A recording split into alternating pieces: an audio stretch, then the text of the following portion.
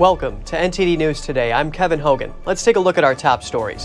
House Republicans are crying foul. They say new evidence indicates Dr. Anthony Fauci prompted the writing of a paper meant to disprove the COVID-19 lab leak theory. A 2024 Democratic candidate accuses the Democratic Party of unfairly favoring President Biden in the primaries. Former gubernatorial candidate Kari threw a CPAC audience a curveball over the weekend. She says someone tried to bribe her to leave politics. The New York City Police Department would like businesses to require customers to remove masks before entry. It's to combat a spike in crime.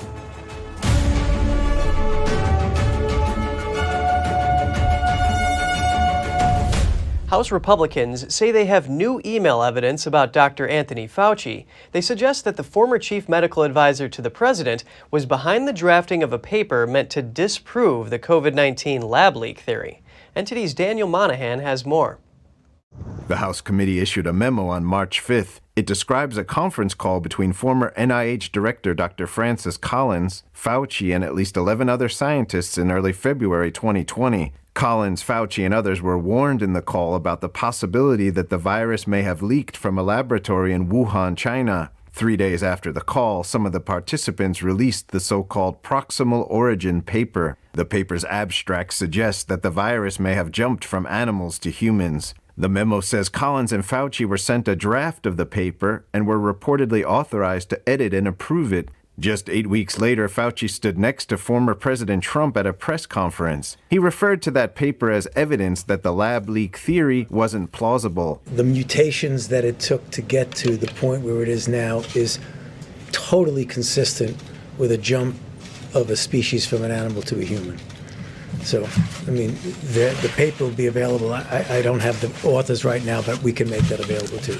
Emails show that Collins later wrote Fauci and expressed dismay that the proximal origin paper did not squash the lab leak hypothesis. He asked if the NIH could do more to, quote, put down the lab leak hypothesis. The committee asserts that Fauci prompted Dr. Christian Anderson of Scripps Research to write the proximal origin paper, citing internal emails, and that it was designed to disprove any lab leak theory. The House committee says Dr. Anderson did not believe the data cited in the paper disproved a lab leak theory, despite saying so publicly. Meanwhile, Dr. Marty Makary testified on February 28th that public health officials made many tragic mistakes during the pandemic. Ignoring natural immunity, dismissing the lab leak as a conspiracy, closing schools, masking toddlers, boosting young, healthy people. But the doctor emphasized one thing. They were wrong because they refused to evolve their positions as the data became abundantly clear. The CDC recommends everyone stay up to date with COVID-19 vaccines for their age group, children and teens aged 6 months to 17 years old, and adults 18 years and older. Neither Fauci nor Collins has made public a statement in response to the House committee's memo. Daniel Monahan, NTD News. An Australian senator is concerned about the delayed approach to updating Australia's database of adverse event notifications. This after it was revealed that a number of deaths attributed to the vaccine, including those of 2 children aged 7 and 9, were not included. A Freedom of Information request by an Australian doctor revealed the Australian Pharmaceutical and Drug Administrator had not updated the database with the deaths. The senator is calling for independent oversight of the agency, given the conflict of interest. He says they approve the vaccines and would therefore be held responsible for the deaths of these children due to what he called poor regulatory oversight. The Chinese Communist Party continues to hamper U.S. efforts to determine the origin of COVID-19. That's according to 2 congressmen, 1 Democrat and 1 Republican. Representatives Jim Himes and Mike Turner made the comments during an appearance on NBC's Meet the Press. Himes noted that it may be forever before Washington knows exactly where the virus originated. He said, quote, "We have so few facts because the Chinese regime has obfuscated." Recent reports have said the Energy Department concluded that the COVID-19 virus leaked from a lab. Turner noted that there has been no official comment from the Energy Department. In February, the FBI confirmed its assessment that the origin of the virus was a lab incident in Wuhan, China. But the Office of the Director of National Intelligence says the virus was likely caused by natural exposure to an animal. India is reporting a new wave of flu cases across the country. Health experts say it causes symptoms similar to those of COVID-19. Footage shows patients flooding hospitals in New Delhi and other cities. Many share the symptoms of cough, high fever, and body ache. Authorities say these are caused by type A H3N2 influenza. The same strain killed some 1 million people worldwide in 1968. Now, in particular, it's affecting those with low immunity and other coexisting illnesses. Doctors in India are linking the ongoing surge to a sudden change in the weather. Democratic presidential candidate Marianne Williamson is accusing the Democratic Party of rigging the system in favor of President Biden. Meanwhile, President Biden has put together a team of high-profile Democrats to promote what he considers his accomplishments.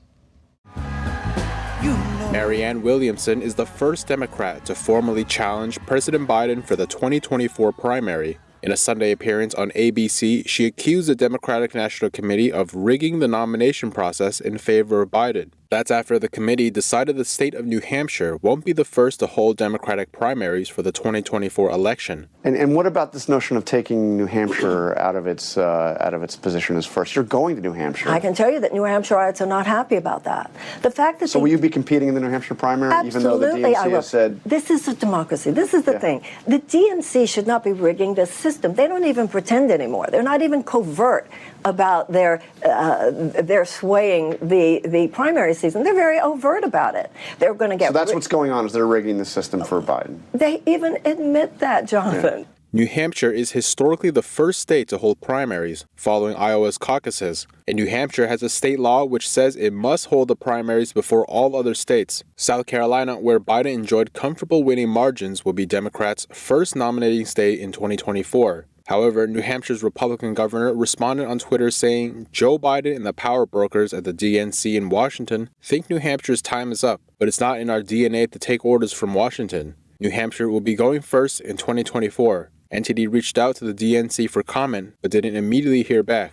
Meanwhile, President Biden is enlisting a team of high-profile Democrats to promote what he considers his accomplishments. This as Biden is expected to announce a bid to run in 2024. The list includes Governors Phil Murphy, Gavin Newsom, Gretchen Whitmer, Senator Elizabeth Warren, and more. A former New York State Senator and current Democratic political strategist told the Epoch Times the objective is to unify the country. In his words, strength comes from unity. Even if some of those appointees decide to run against the president, at least the Democrats will come to the general election with a robust, transparent, and unified message. He added that Republicans are currently lacking this kind of unity within party lines.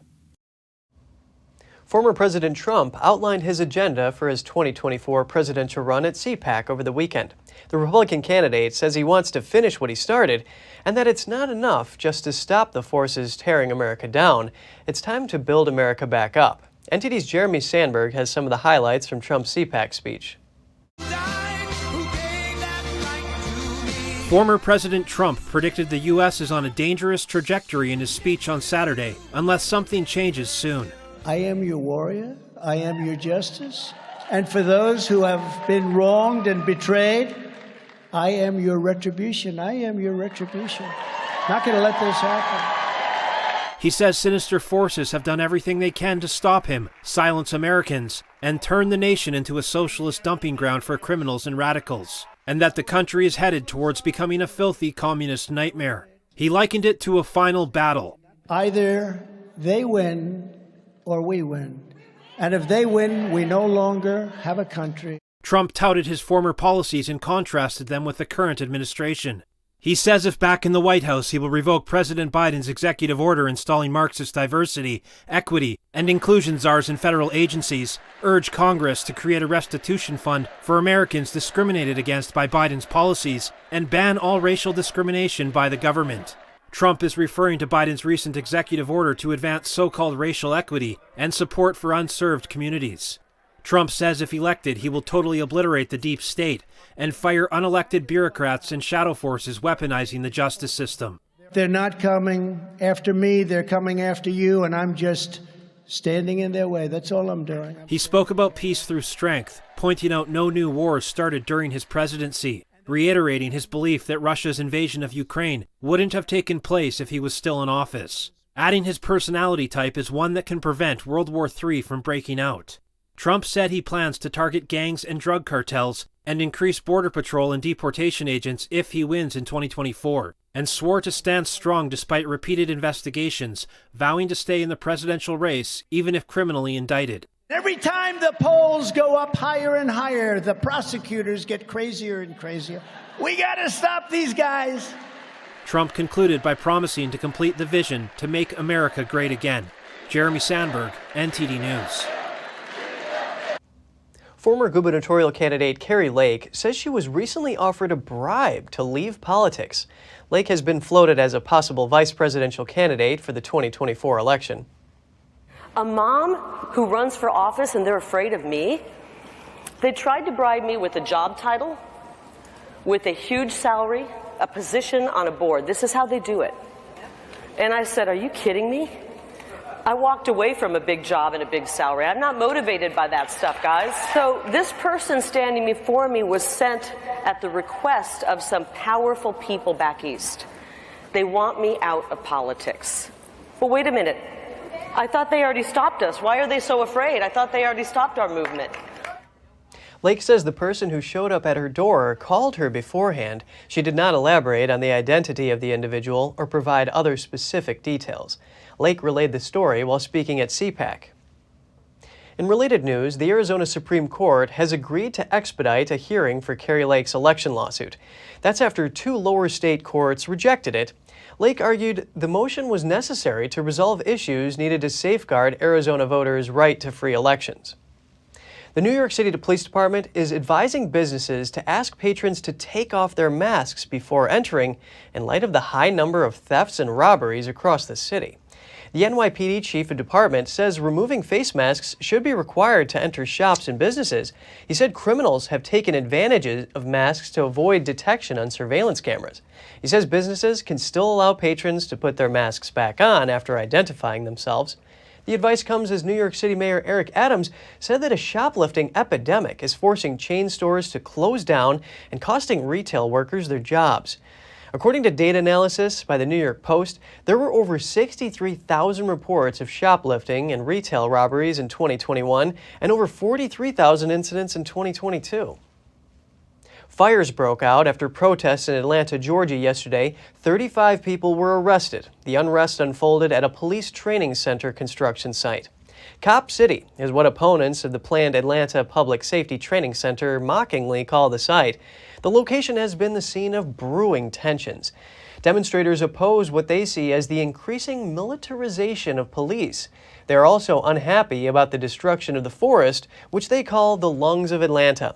The Police and Fire Training Center is being built on 85 acres of a 400-acre city-owned property. It's within the larger South River Forest. Sunday's events began with a music festival attended by hundreds. That was part of a week of demonstrations against the construction. But police say events turned violent when so-called agitators changed into black clothing, breached the site, and launched bricks, fireworks, and other objects at officers. Heavy smoke could be seen for miles. Flames and smoke flowed from multiple spots on the property. The area was on lockdown, with a SWAT team reporting to the scene. There was another protest in the site in January that also briefly turned violent. Demonstrators set a police car on fire and smashed windows of the buildings. The demonstrators said they were protesting the killing of an activist by police. The man died during a police raid to clear the construction site. The police say they were fired upon first.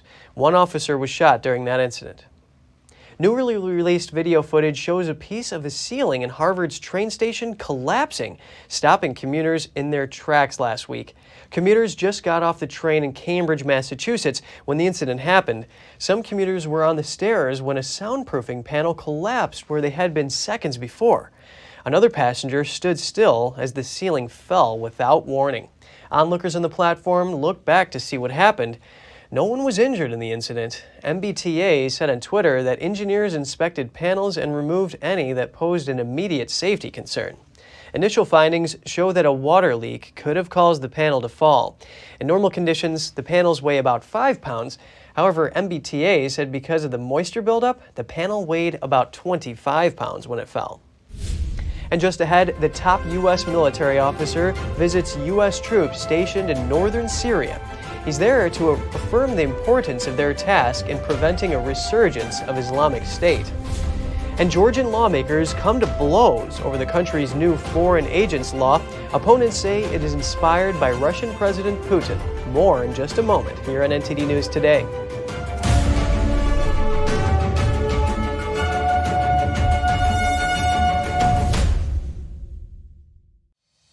We're entering an unprecedented period of economic turmoil. The economy is unstable, our government is in shambles, and the global war on energy has created a domestic crisis. Americans need a way to protect their financial future. One way to ensure your wealth in retirement is by purchasing physical gold and silver. We can help. You can roll any part of your retirement account into a gold or silver IRA. Better yet, you can open a gold or silver IRA in 5 minutes or less using our online application. Preserving your family's financial legacy is a choice that's always available to you. And when you're ready, we're here to help. Call us and speak to one of our IRA professionals. Let's build your financial legacy together. GSI Exchange, wealth for generations to come.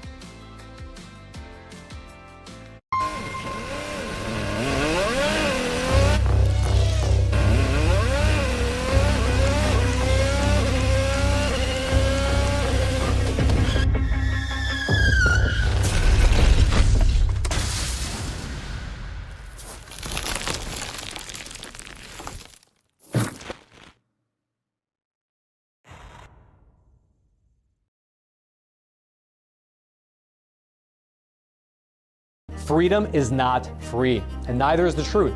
In order to bring you the facts, our reporters are out there on the front lines getting the true story.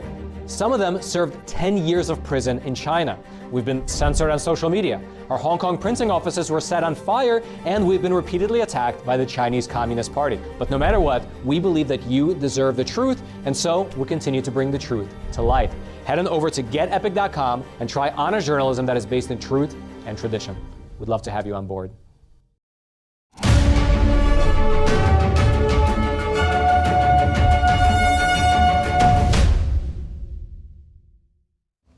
Welcome back. We're continuing with some news from around the world. Starting in the Middle East, Al-Qaeda confirms that a top Saudi leader was killed in an airstrike in Yemen last month. The U.S. is suspected to be behind the airstrike. The information comes via a nonprofit that monitors Islamic extremist websites. The nonprofit group reported that the leader was killed on February 26th in a drone strike that targeted his residence. Yemeni security officials, on condition of anonymity and not confirmed by NTD, said he was a council president and judge for the group Al-Qaeda in the Arabian Peninsula. The United States views the group as one of the most dangerous branches of the Al-Qaeda network founded by Osama bin Laden. Over the last decade, international and local groups have waged an intensive campaign against the terrorist group. And in Syria, a U.S. deployment has been combating the Islamic State terrorists for nearly 8 years. Now a top U.S. military officer says it's still worth the risk. This was after a rare unannounced visit to a dusty base in the country's northeast. Army General Mark Milley, the chairman of the Joint Chiefs of Staff, flew into the embattled region over the weekend.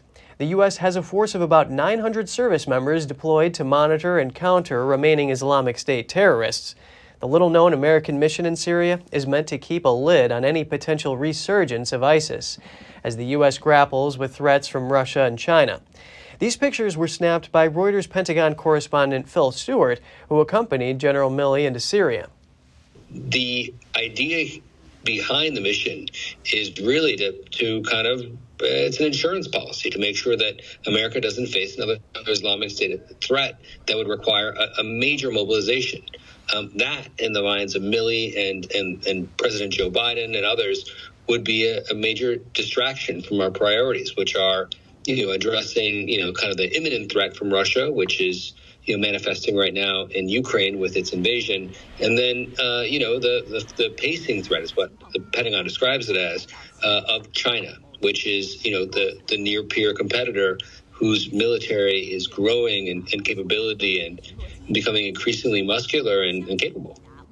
Turkey today summoned a U.S. ambassador to convey its discomfort about General Milley's visit. A key ally of the U.S. in Syria is considered by Turkey to be connected to an outlawed separatist party in Turkey. The U.S. also considers those separatists to be terrorists, but not the group in Syria. The United States deployed a B-52 bomber for a joint drill with its ally South Korea today. It's a show of force against North Korea's nuclear and missile threats. Footage shows that a B-52 bomber was seen flying in formation with South Korean fighter jets during the drill. B-52 bombers are capable of carrying nuclear weapons. South Korea's defense ministry said the U.S. and South Korea will achieve peace through strength by stepping up joint drills. The air drill came ahead of combined large-scale exercises starting later this month. North Korea has traditionally called for such joint exercises to be called off. The U.S. Air Force Air Mobility Command wants to fly incognito. To achieve that, it's removing all ID markings from its fleet of cargo and tanker aircraft. That includes tail numbers, unit markings, and the U.S. Air Force writing usually found on the fuselage. The reasons behind the changes: the tweak comes just a month after Commander Mike Minahan told service members to get ready for war with China within the next 2 years. Government watchdog groups and transparency advocates are taking issue with the new system. They say the result is less information available to the public. U.S. forces are in Thailand for Cobra Gold, the largest military drill in Southeast Asia. But they aren't just training to maneuver tanks and firearms. They're practicing a traditional combat technique, Muay Thai. The training session was guided by a Muay Thai champion fighter. At the end of the event, the coach tested strengths of both U.S. and Thai soldiers. He said the course boosted the cultural exchange between the two countries. I would say that the biggest lesson is not just the tradition and the culture that we've had since being here, but just these are skills that are very applicable to our job. You know, hand-to-hand combat, close quarters fighting. This is stuff that as infantrymen we need to know how to do, and to learn from one of the best in the entire world. It's been really great to learn some skills that we can take back and use on in the future. The Muay Thai lessons were part of the 42nd Cobra Gold military drill. More than 7,000 personnel from 30 countries are taking part in the full-scale event. The exercises are set to last until this Friday. Turning to Georgia, the country that is, fistfights broke out among lawmakers as parliamentary committee debated a bill on foreign agents. Critics say it's modeled on legislation in neighboring Russia. Video from inside the Parliament building shows a brief but violent brawl between lawmakers. The chairman of the chamber's Legal Affairs Committee appeared to strike the leader of the opposition party. The law in question would classify organizations that receive more than 20% of their funding from overseas as foreign agents, which would be monitored by the Justice Ministry. The bill still needs to pass other approval stages before it can become law. Critics have compared it to a 2012 Russian law used to suppress independent media. They have cast the law as symbolic of an authoritarian shift in Georgia. The Georgian president has said she will veto the bill, arguing that it would endanger Georgia's hopes of joining the EU and NATO, but Parliament could override a presidential veto. Russia is strongly opposed to Georgia joining NATO. A request to charge a former Ecuadorian president with bribery was approved yesterday by a judge in Ecuador. The charges include bribery over a contract for a Chinese-built hydroelectric plant in the country. Under the indictment, former President Lenin Moreno is linked to having received bribes of nearly $80 million as part of a corruption scheme. The scheme operated between 2009 and 2018 and includes more than 36 people. It links Moreno to the Coca-Cola Sinclair hydroelectric project. Moreno denied any wrongdoing last month. The judge ruled as a precautionary measure, Moreno must appear every 5 days before the National Court of Justice. Moreno served as Ecuadorian president between 2017 and 2021. According to the prosecutor's office, the alleged bribes represent the highest amount prosecuted for acts of corruption in Ecuador. The hydroelectric plant linked to the case was built by the Chinese company Sinohydro at the cost of over $2 billion. Ecuador's Attorney General says China has not responded to a request for assistance in the case. Sinohydro also did not immediately respond to a request for comment.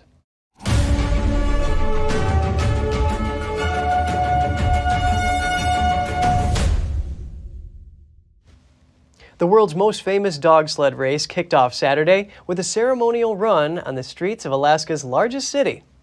So I'm really excited. We've had a good season leading up to this, and yeah, we're just excited to get out on the trail. Thousands of fans braved near 0-degree temperatures on the streets of Anchorage. The world's most famous dog sled event, known as the Iditarod, has a long tradition in Alaska. This year's race started on Sunday, about 70 miles north of Anchorage. Only 33 mushers are in the race, the smallest field ever to compete in all 51 races. We came to see the Iditarod. This was one of those, I don't want to say bucket list, but it's one of those things that, you've heard about in Indiana.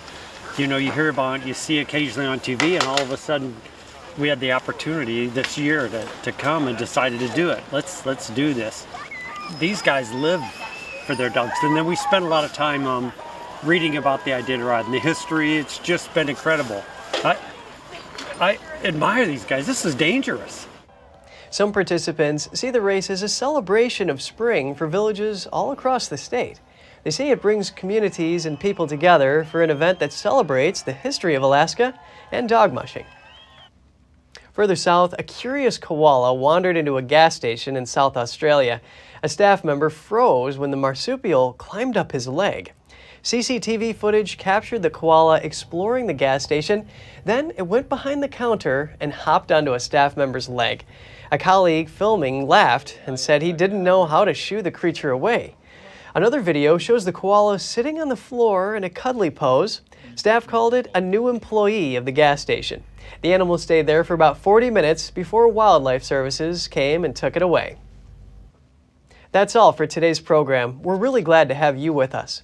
Please send us an email if you'd like to tell us something. We're going to put it on screen. For podcasters, that's news.today@ntd.com. I'm Kevin Hogan, NTD News, New York City.